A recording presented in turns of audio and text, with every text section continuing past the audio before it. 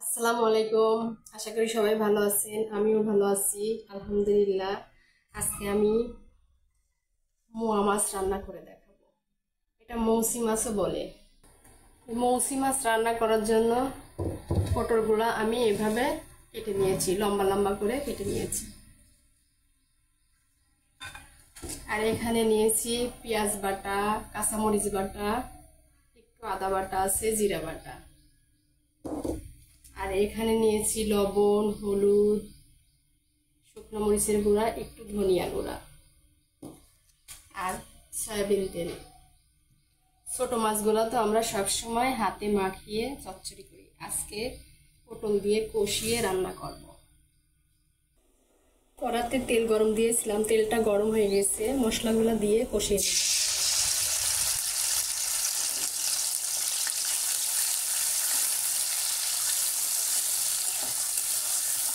এখন আমি সব মশলাগুলো দিয়ে দেবো।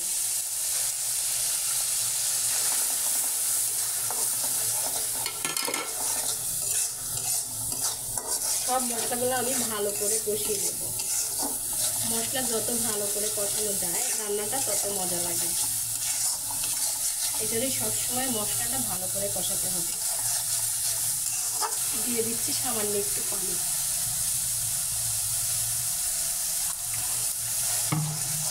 পানিটা দেওয়ার পরে আমি আরেকটু ভালো করে কষিয়ে নেব। যখন তেলটা ভেসে উঠবে তখন সবজি দিয়ে আবার কষাবো। দেখুন তেলটা ভেসে উঠেছে, আমার মশলাটা কষানো হয়ে গেছে। এখন সবজিগুলো দিয়ে দিচ্ছি।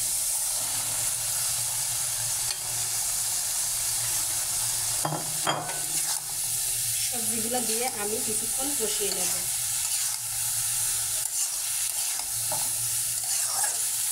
মনে রাখবেন, সবজিটা যত মন দিয়ে কষাবেন তরকারিটা ততটাই মজা হবে।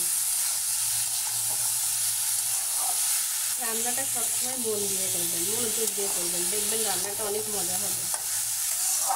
ছোটো মাছ তো আমরা সবসময় হাত দিয়ে মাখিয়েই রান্না করি, তা আজকে ভাবলাম একটু কষিয়ে রান্না করি, তাই কষিয়ে রান্না করছি।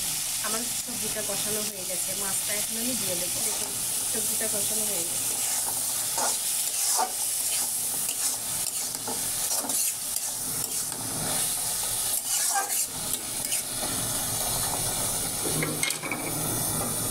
মাছটা এখন উপর দিয়ে বিছিয়ে দিচ্ছি।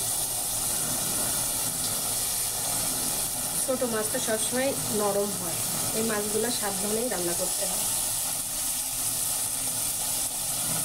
আমি এখন আস্তে আস্তে নেড়ে দেবো, মিশাই দেবো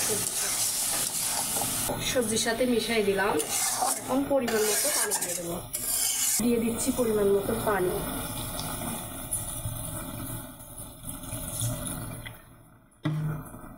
এই ছোট মাছগুলাতে বেশি পানি লাগে না, অল্প পানি হলেই রান্না হয়ে যায়। আমি অল্প পানি দিয়েছি, এখন রান্নাটা হওয়ার জন্য ঢেকে দেবো।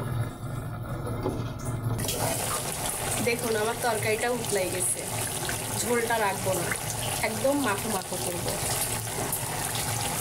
আমার ভিডিওটা ভালো লাগলে একটা লাইক, কমেন্ট, শেয়ার করে দেবেন। আর যারা নতুন তারা আমার চ্যানেলটা সাবস্ক্রাইব করে দেবেন। দেখেন আমার চচ্চড়িটা হয়ে গেছে। আজকে বেশি তেল দিই নাই, তেলটা উপরে ভেসে উঠে নাই। এখন থেকে ভাবছি তেল কম খাবো। আমার চচ্চড়িটা হয়ে গেল, গ্যাসের চুলাটা অফ করে দিলাম।